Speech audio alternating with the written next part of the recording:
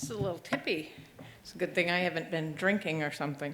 But wow, and I have to say, coming from a farm family, seeing the connections and helping people understand where their food comes from is so near and dear to my heart. So congratulations on all the work that's happening in that area. I am Joyce Judy, president of the Community College of Vermont, and it is truly my pleasure to introduce Dan Smith, the Vermont Communities Foundation new president and CEO. Many of you know Dan.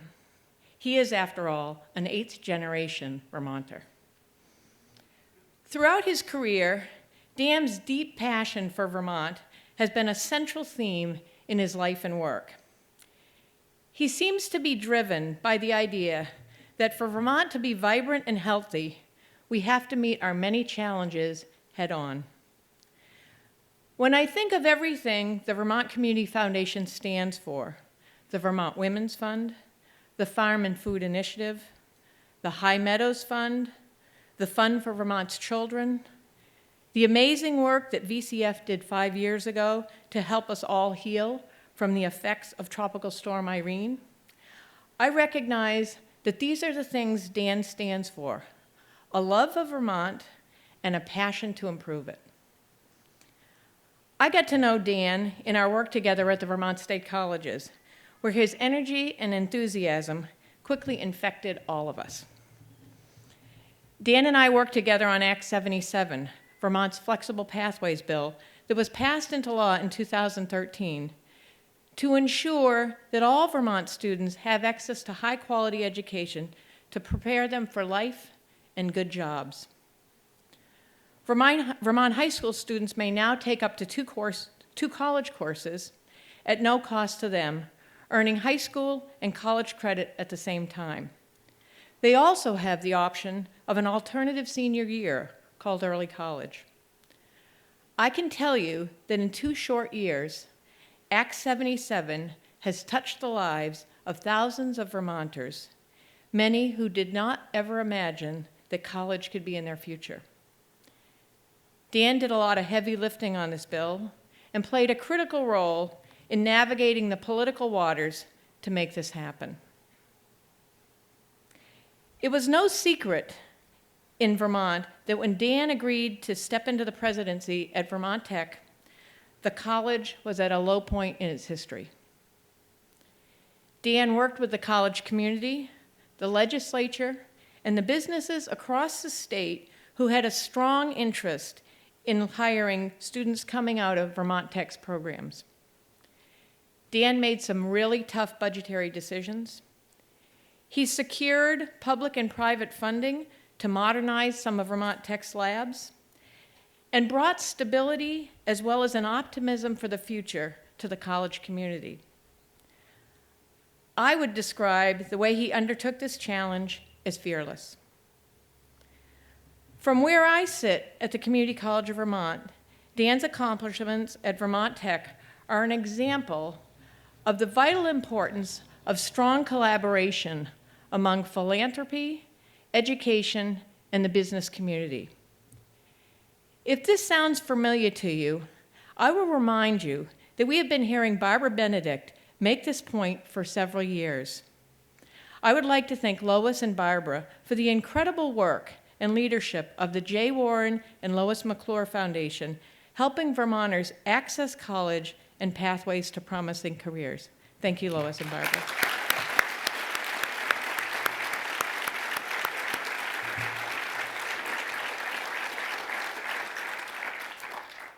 For our economy to flourish, our workforce must be up to the task. For Vermont families to flourish, the same must happen. What I love about Dan is that he shares this profound belief in the potential of every Vermonter and every Vermont community, and he brings his adventurous spirit to this work. In closing, I would like to describe for you where I think Dan's particular brand of energy and determination comes from. Something you might not know about Dan is that he is an athlete. He is active in sports like skiing, biking, hiking. But it isn't the skiing, biking, and hiking the way I and many of us think about these sports. For example, Dan loves the sport of adventure racing. And for those of you not familiar with adventure racing, it is a wilderness race that includes hiking, climbing, paddling, biking, whitewater, ropes, whatever it takes to complete the course. And I kid you not, a couple years ago, Dan and his team completed a 250-mile course in 72 hours, placing 5th out of 42 teams from all over the world, and 2nd among the American teams. Now, we are talking 45 minutes of sleep over 3 days of extremely strenuous activity. Some, especially someone like my dad, would call this crazy.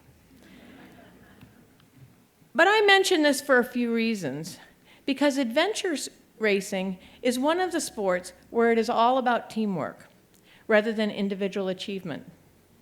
If one member of the team loses their way, the whole team comes together to find a way through it.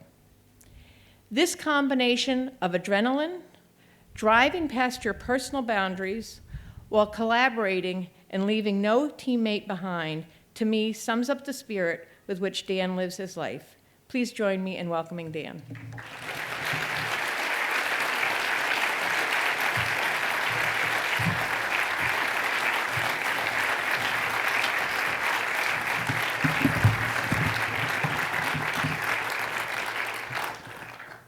Joyce has clearly done some research.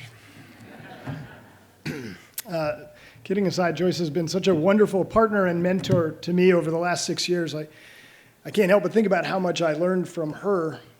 And as I think about this role as president of the foundation, I can't help but be conscious of all that there's going to be to learn here from you all and at the foundation. That learning is a constant process, and it's an exciting one. But there is a reassuring vibe underneath this tent. I look out and I see so many familiar faces, friends and mentors, people I've worked with and gotten to know along the way. Each of you connects with this foundation in different ways. You're donors and fund holders. You're grantees and part of the nonprofit community. You are board members, staff, and trusted advisors. And as part of this family, you connect with each other, and you connect with the incredible work that's being done across the state. I started 4 weeks ago. I'm new, but I'm incredibly excited to be a part of this world of philanthropy. We don't have to look very far to see its power. The museum around us, a product of philanthropy. That building right behind you, the Pizza Galley Center, the product of philanthropy. We're surrounded by the testament to the power and potential of the act of giving. So it's wonderful to be here tonight to talk about that a bit with you all. I'm going to share something personal. I like to explore, as the story Joyce, I guess, just shared probably reveals. In the last 3 weeks, I don't think I've taken the same route home from Middlebury once. This is my compass, and it's actually the one I used in that race that Joyce described. I like to use a simple one. The battery doesn't run out, because there isn't one. It's nearly impossible to break. And before everybody freaks out, I don't actually need the compass to get back and forth to Middlebury. But I spend a lot of time in the woods, and I am frequently by myself. So it's comforting to know how to use it. There's power in the ability to find your way. When I was young, growing up in Middlesex, my friends and I would deliberately get ourselves lost in this expansive forest that sits in the center of town and was known as Tangletown. It was part of the community's mythology that Tangletown was a maze of ridges and forest and thickets so dense and so complex that no one could find their way through it.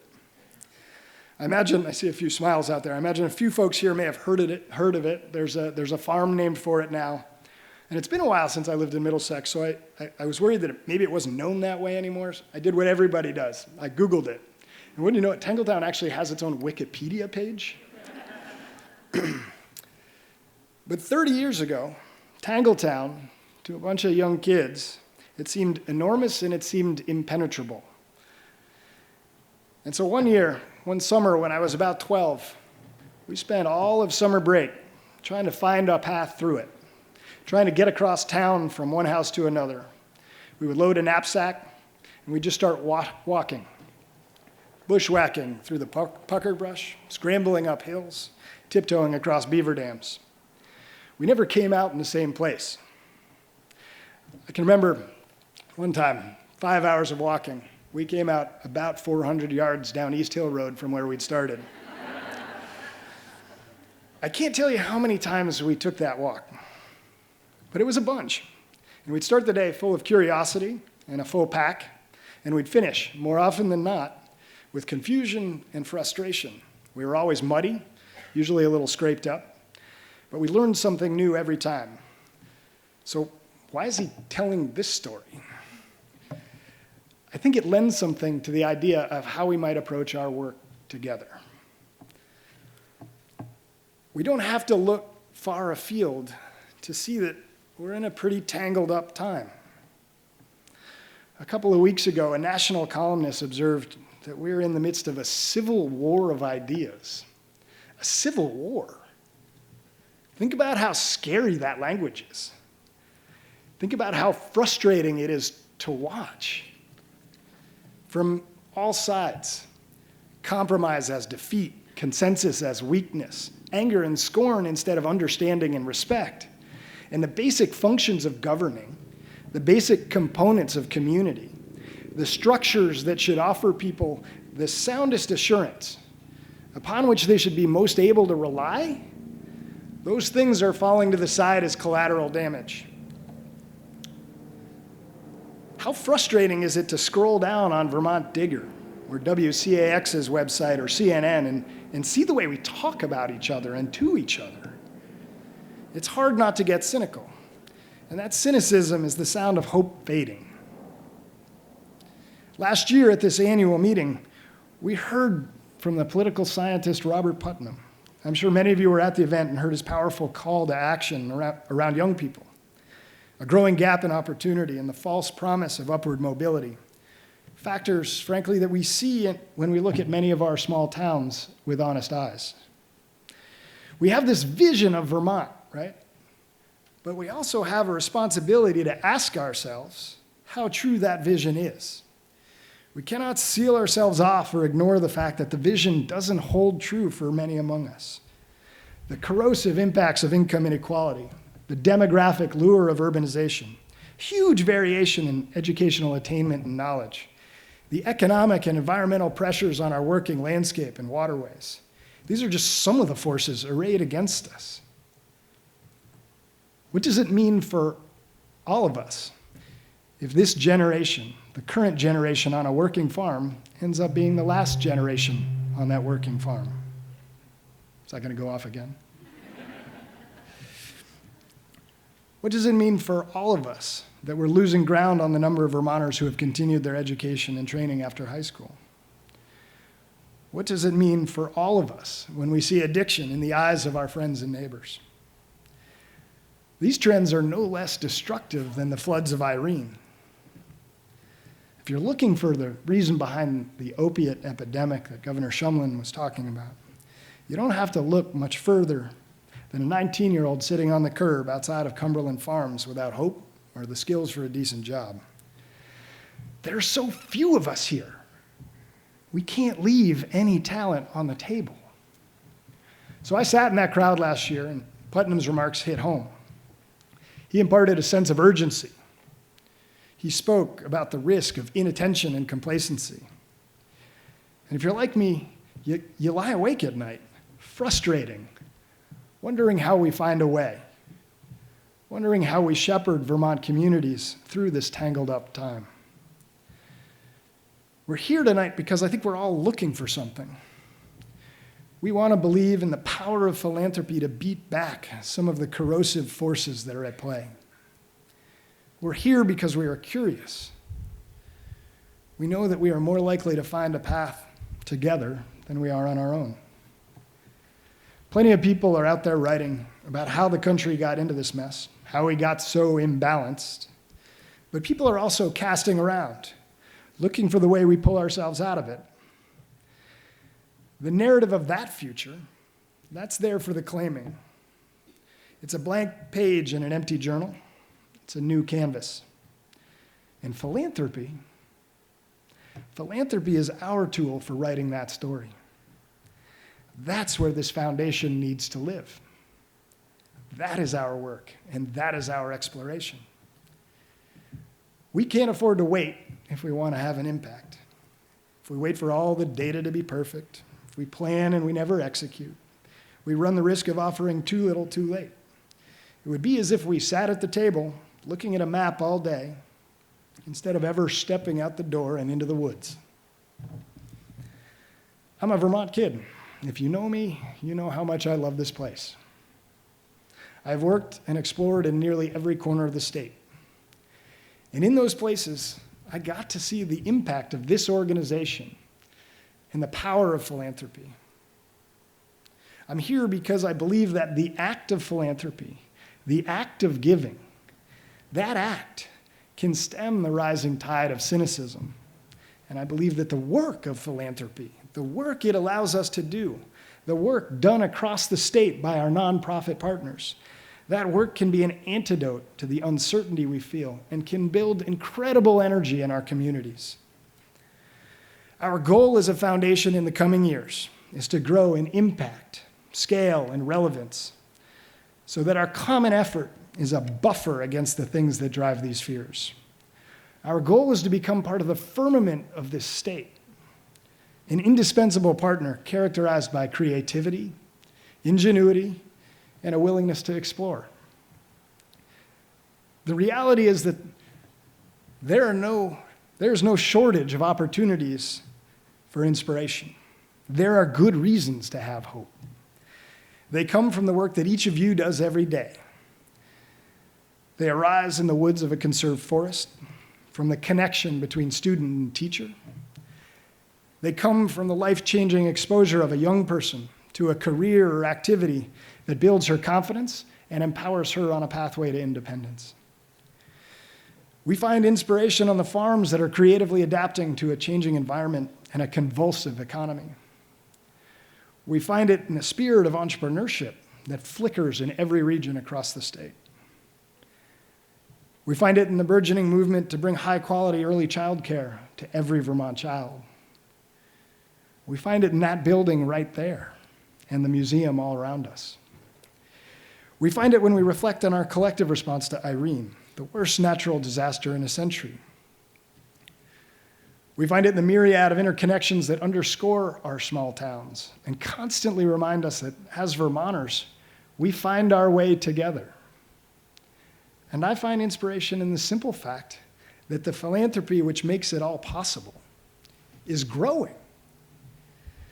As a foundation, exploring how we keep this momentum entails recommitting every ounce of our skill, every ounce of our energy, and every ounce of our knowledge to where philanthropy can have a lasting impact. It involves being willing to explore, lining up at the edge of Tangletown, and plunging into the woods to find new paths together. At a time when we're battered by a cultural fascination with all that divides us, those tangled up gaps, how we are different, who has what, who does what, who is what, and who earns what. We're here because we want to be reminded what connects us, what brings us together. And the answer is that philanthropy does. Our commitment to community does. Our commitment to each other does. So I hope that every one of us returns each fall to this annual meeting as a sort of a homecoming, a gathering that checks our progress in finding a path through this tangled up time, a family reunion, and a chance to visit that offers a reflection on what we've cultivated together and what philanthropy has achieved among our neighbors and across the state. I want everyone to leave here with the certainty that you have a team with whom you can explore, a team that is willing to be curious, to get turned around, get a little muddy, a team that is ready to scramble up that ridgeline and seek the long view. So we can't afford to wait. We have ground to cover. We're going to grab our compasses, and we're going to get moving. I hope you come too. Thank you very much.